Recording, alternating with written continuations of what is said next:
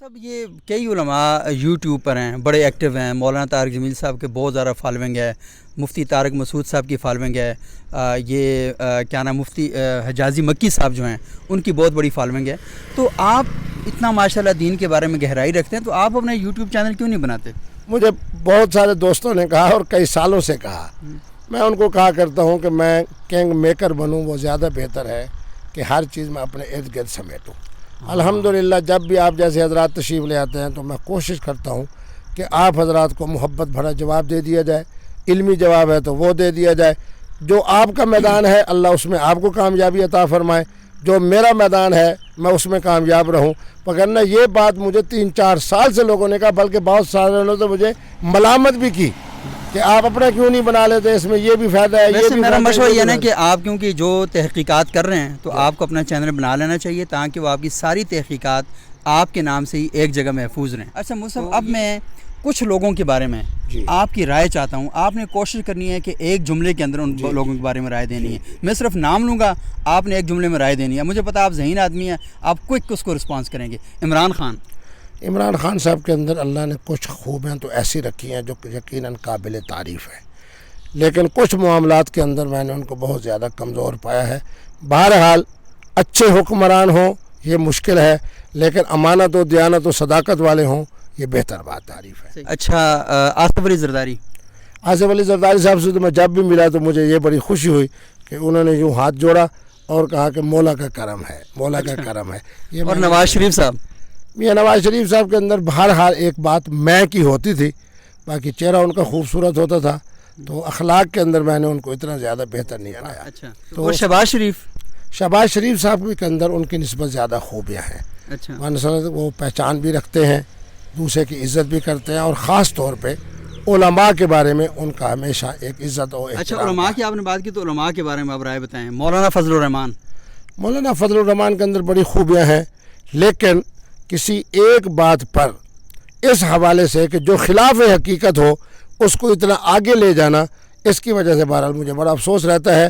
جو باتیں وہ عمران خان صاحب کے بارے میں کہتے ہیں وہ انتخابات میں شکست کی وجہ سے کہتے ہیں، اس کا حقیقت سے کوئی تعلق نہیں ہوتا. لیکن بہرحال مولانا میں سیاست بھی ہے اور مولانا کے اندر حکمت بھی ہے. صحیح.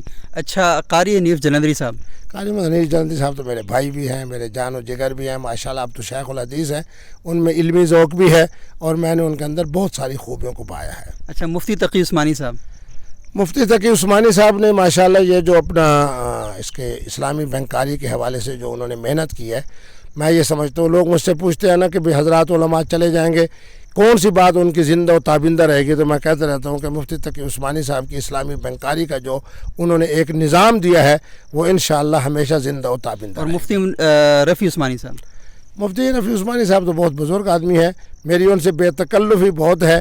پان کے فضائل کے حوالے سے بھی کچھ باتیں جو میں نے کی ہے یہ میری ان کے ساتھ بے تکلفی ہے. ماشاءاللہ ان کی نماز میں نے جب دیکھی تو معلوم ہوتا ہے کہ جناب ان کی تربیت خانقاہیت کے حوالے سے اللہ نے بہت عمدہ ان کو. اچھا مفتی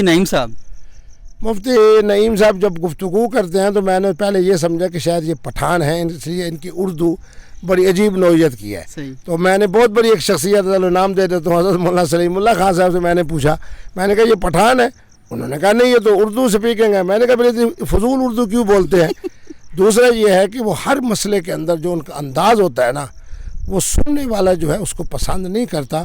ان کے اندر ذرا جرح کا پہلو زیادہ ہے، محبت کا پہلو کم ہے. صحیح. اچھا محمد احمد لدھیانوی صاحب کے اندر اللہ نے حکومتی معاملات میں بھی، سپاہ کے حوالے سے بھی، اور معاشرتی طور کے اوپر اور سماجی طور کے اوپر میں محسوس کرتا ہوں کہ اس کے اندر درمیانہ روی بھی ہے، اعتدال بھی ہے، اور جڑنے کا ان کا ارادہ بھی ہوتا ہے اور جڑتے بھی ہیں. اور ایک اور شخص کا نام لے رہا ہوں، رائے آپ نے دیانتداری کے ساتھ دینی ہے، حافظ طاہر محمود اشرفی صاحب کا دیکھیں جی، ایک ایسا آدمی جس کا والد دادا پردادے کا نام بھی لوگوں میں معروف نہیں ہے، کوئی بہت بڑا ان کا ادارہ بھی نہیں ہے، لیکن حکومت سعودیہ کے ہاں، اہل عرب کے ہاں، پاکستان کے ہر حکومت کے ہاں ان کا ایک اچھا مقام ہے. تو میں سمجھتا ہوں کہ انتہائی ذہین آدمی ہے. اچھا اب میں ذرا مکتب دیوبند سے باہر نکل رہا ہوں. مفتی منیب الرحمان صاحب کے ساتھ تو میں 7 سال تک رہا. ذرا عمر کی وجہ سے رویت ہلال کمیٹی میں، تو اس کی وجہ سے تو ذرا مفتی صاحب کے مزاج کے اندر عمر کے حوالے سے اور پچھلے دنوں ان کے بچے کا جو سانحہ ہوا تو تھوڑا سا جلالی کیفیت ہے، وگرنہ ماشاءاللہ فقاہت کے حوالے سے بہترین آدمی ہے۔ صحیح۔ آصف اشرف جلالی صاحب، اشرف آصف جلالی صاحب کو میں کوئی زیادہ نہیں جانتا۔ اچھا خادم حسین رضوی صاحب، خادم حسین رضوی صاحب نے میرے بارے میں سب سے نرم کلمات استعمال کیے تھے، اس لیے میں تو ان کی تعریف کروں گا، لیکن ان کا کسی کے بارے میں یہ کہنا کہ یہ کتا ہے، یہ خنزیر ہے، یہ ایسا انداز ہے جو نوجوان نسل نے بھی پسند نہیں کیا، اور جس جذبہ جہاد کے ساتھ وہ جا رہے تھے، اگر یہ اس طرح کے کلمات نہ ہوتے تو آج وہ بہت بڑی قوت ہوتے۔ صحیح۔ اچھا علامہ طاہر القادری صاحب، طاہر القادری صاحب کی چونکہ خانقاہی تربیت بھی ہے، پھر ماشاءاللہ عصری علوم کے اندر بھی مہارت ہے، دینی علوم کے اندر بھی مہارت ہے، بہترین صاحب تصنیف ہیں۔ ان کی غلطی جو ہے وہ سیاست ہے۔ میں نے بہت پہلے انہیں کہہ دیا تھا، ایک دفعہ مجھے فرمانے لگے کہ میرا انقلاب ایسے آئے گا جیسے 1970 کے اندر، تو میں نے کہا کیسے؟ کہنے لگے 167 MNA میں 150 MNA جو ہے وہ ہماری تحریک کے ہوں گے۔ تو میں نے کہا حضرت پورے پاکستان میں اگر آپ کو 7 سیٹیں مل جائیں نا تو آپ اللہ کا شکر ادا کرنا۔ بہرحال وہ سیاست کے اندر آنے کی وجہ سے وہ مقام حاصل نہیں کر سکے جو ان کو علمی حوالے سے ہونا چاہیے تھا۔ اچھا پیر امین الحسنات صاحب، پیر امین الحسنات کو تو اللہ نے خانقاہیت کے حوالے سے بہت اچھی صفات عطا فرمائے ہیں۔ وہ جب وزارت مذہبی امور میں تھے تو ان کے ساتھ میرا اچھا، پھر ان کے والد گرامی جو تھے ان کے ساتھ بھی میرا اچھا تعلق ہے۔ بہرحال ان کی زندگی کے اندر حسن نظر آتا ہے، مسکراہٹ بھی نظر آتی ہے، اور کبھی ان کی زبان سے کسی نے کسی کی غیبت بھی نہیں سنی، کوئی بہتان بھی نہیں، اچھے خانقاہی شخص۔ اور حامد سعید کاظمی صاحب، حامد سعید کاظمی صاحب تو ان کے والد گرامی کا بہت بڑا نام ہے، تو چونکہ علمی حوالے سے جسے ہم دینی تعلیم کہتے ہیں نا، تو اس میں چونکہ وہ کمزور رہے، البتہ عصری علوم کے اندر اور اردو ادب کے حوالے سے ان کی گفتگو بڑی عمدہ ہوتی ہے۔ بہرحال میں نے کوئی بہت زیادہ محبت کرنے والا طبقہ ان کے ساتھ نہیں دیکھا، بس وہ اپنے والد کی وجہ سے ان کا ایک اچھا مقام ہے۔ اچھا یہ بتائیں کہ علامہ سید ساجد علی نقوی صاحب، علامہ سید ساجد علی نقوی صاحب کا ملاقاتیں ہیں آپ کی ان سے؟ میری بڑی ایک عجیب سی ملاقات ہے کہ حضرت جہاز میں تشریف لائے تو میں پہلے سے موجود تھا، تو انہوں نے جب دیکھا کہ مفتی صاحب نے جناب بڑی ان کے احترام میں نے کیا تو فرمانے لگے کہ یہ میری اہلیہ ہے۔ بعد میں پتہ چلا وہ ایئر ہوسٹس صاحبہ تھی، ان کے ساتھ ان کی شادی ہوئی، جس کی وجہ سے ان کے اپنے مکتب فکر کے اندر ان کا وہ مقام نہیں رہا جو اس شادی سے پہلے ان کا تھا۔ وہ شازیہ قربان، ہاں جو محترمہ بھی ہے، جی ہاں، یہ تو آپ 20 سال پہلے کی بات کر رہے ہیں؟ ہاں تقریباً، اور 20 سال سے میں دیکھ رہا ہوں کہ ان کی اپنی شخصیت پیچھے جا رہی ہے۔ پاکستان ٹائمز نامی ایک رسالے نے تصویریں چھاپی۔ اچھا خیر، علامہ امین شہیدی صاحب، علامہ امین شہید تو ماشاءاللہ اردو ادب کے حوالے سے بہترین گفتگو کرتے ہیں، بڑی اعتدال کی گفتگو کرتے ہیں۔ اہل تشیع علماء میں سے اگر کسی کو میں ریفر کروں کہ ٹیلی ویژن والے کو کہوں کہ جناب ان کی بات سنی جائے، ان کو میرے ساتھ شریک گفتگو کیا جائے، تو وہ علامہ امین شہیدی ہی ہوں گے۔ اچھا راجہ ناصر عباس صاحب جو مجلس وحدت المسلمین کے سربراہ ہیں، راجہ ناصر عباس صاحب اس دن میرے ساتھ ٹیلی ویژن کے پروگرام میں تھے، زیادہ ان سے میرا کوئی ایسا تعلق نہیں ہے۔ بہرحال علمی حوالے سے تو میں نے دیکھا کہ وہ کمزور ہیں، لیکن گفتگو بڑی جرأت سے۔ اور علامہ ساجد میر صاحب، علامہ ساجد میر صاحب تو جس مکتب فکر سے ان کا تعلق ہے تو میں بڑی معذرت کے ساتھ کہوں گا کہ وہاں حدت و شدت ہے، پیار اور فقاہت کم ہے۔ اور ابتسام علیہ ظہیر صاحب، ابتسام علی تو ظہیر تو میرے بھتیجے ہیں۔ اکثر جب ہمارا گفتگو ہوتی تھی الیکٹرانک میڈیا پر تو الحمدللہ گفتگو وہ ذرا چونکہ تیزی سے کرتے ہیں تو اس لیے لوگ ان کو کم سنتے تھے، میں چونکہ اعتدال سے کرتا تھا، آرام سے کرتا تھا، سکون سے کرتا تھا، لیکن بہرحال انہوں نے اپنے والد صاحب کی جانشینی کو اچھا سنبھالا۔ اچھا مولانا زاہد الراشدی صاحب، مولانا زاہد الراشدی صاحب کے اندر تو ماشاءاللہ میں دیکھتا ہوں کہ فقاہت بھی ہے، درایت بھی ہے، اردو ادب کے حوالے سے بھی ذرا اپنے بیٹے کی وجہ سے تھوڑا سا ان کے مکتب فکر جو ہے ان سے دور ہوا، لیکن اچھے انداز سے انہوں نے ٹیکل کیا۔ بچے کو بھی اب انہوں نے اپنے اس میں دائرہ اختیار میں رکھا ہوا ہے، اور علماء دیوبند کے اندر بھی ان کا ایک اچھا مقام ہے۔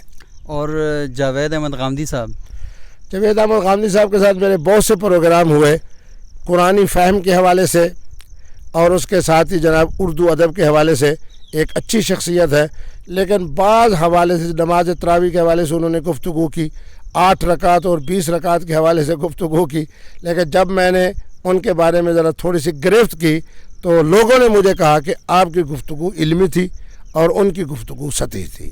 تو بہرحال انہیں احتیاط کرنی چاہیے، کیونکہ ہم اہل سنت کو اللہ نے یہ اعزاز عطا فرمایا ہے کہ ہمارا جو مسلک ہے وہ تسلسل کا نام ہے، وہ انفرادی اقوال کا نام ہے۔ اچھا مفتی صاحب، ایک اور بڑا پرابلم پیش آ گیا ہے جی، پاکستانی نوجوان یہ کہہ رہے ہیں کہ ہم تو بڑے ذوق و شوق سے روزے رکھتے تھے، عبادت کرتے تھے، صدقہ خیرات کرتے تھے، تو غامدی صاحب نے کہا کہ جو عورت دنیا میں آپ کی بیوی ہے، حشر والے دن جنت میں یہی حور ہوگی، تو انہوں نے کہا آپ روزے رکھنے کا بھی جی نہیں چاہتا اور بڑی مشکلات پیش ہو گئی ہیں، تو اس پر کیا کہیں گے آپ؟ دیکھیں جی، انہوں نے اصل میں لفظ حور کو لغوی حوالے سے تو لیا ہے، اور ان تمام احادیث کو انہوں نے، میں سمجھتا ہوں کہ اس کی طرف صرف نظر کر لیا ہے۔